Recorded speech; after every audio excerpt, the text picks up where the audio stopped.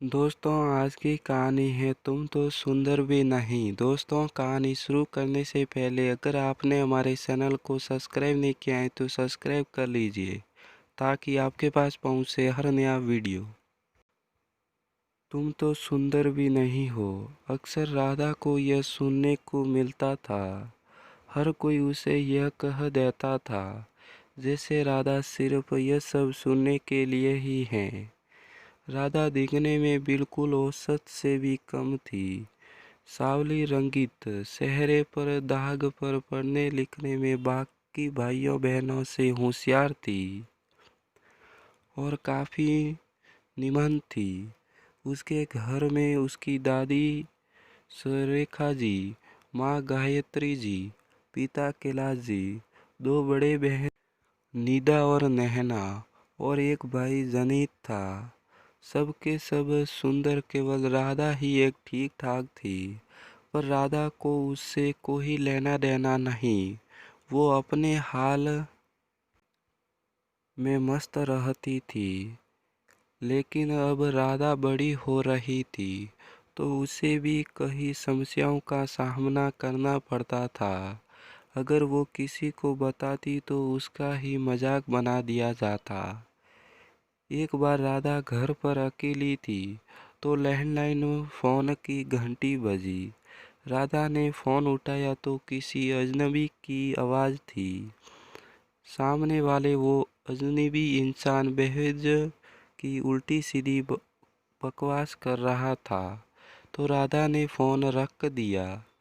2-4 दिन बाद राधा की क्लासमेट बैठकर जब रंग क्लास से बाहर में बात कर रही थी तब राधा ने कहा, हाँ यार मुझे भी ऐसा कॉल आया था। सचमुच बहुत बकवास कर रहा था। तो उसकी एक सहेली ने कहा, एक बार तुम्हारी शक्ल देख लेता तो दोबारा इस तरह की बात ही नहीं करता। और जोर जोर से हंसने लगी। राधा को सचमुच बहुत बुरा लगा। वो चुपचाप उठकर चली गई। इसी तरह एक दिन अपने ट्यूशन क्लास से अकेली आ रही थी तो अचानक से एक अजनबी ने उससे पीछे से आकर पकड़ लिया। जैसे तैसे अपनी जान छुड़ा कर भागी।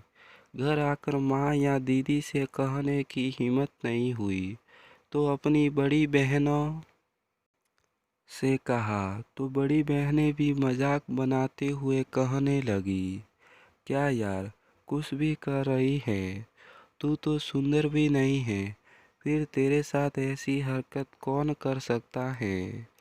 और जोर जोर से हंसने लगी। अक्सर राधा के साथ जब भी ऐसी कोई घटना होती और किसी से कहती तो सब लोग उसका तमाशा ही बनाते। इसीलिए धीरे धीरे राधा ने भी कहना छोड़ दिया। पर डर तो उसे भी लगता था। पहले जितना मस्त माहौल रहती थी अब शुभ शुभ से रहने लगी थी क्योंकि कोई समझता नहीं था। यहाँ तक कि उसकी दादी दोनों बड़ी बेटियों को घर के बाहर की सफाई भी नहीं करने देती थी। कहती थी ये दोनों सुंदर हैं, कहीं नजर न लग जाए। बाहर का काम तो राधा ही करेगी। ये कौन सी सुंदर हैं, इसके साथ कुछ नहीं होगा। वक्त के साथ साथ सब बड़े हुए। सभी की शादी हो गई। जहाँ बड़ी बहनें सुंदर थी तो संपन्न परिवार मिले, वहीं राधा इतनी सुंदर न थी तो उसकी शादी में काफ़ी दिक्कत आई। राधा से आज भी अक्सर बात हो जाती हैं। जब राधा को बच्चा होने वाला था तब वो अक्सर यही कहती थी कि मैं भगवान से मन्नत मानती हूँ कि अगर मेरी बेटी हो तो सुंदर ही हो, क्योंकि मैं नहीं चाहती कि लोग उसकी तकलीफ़ों को न सुने।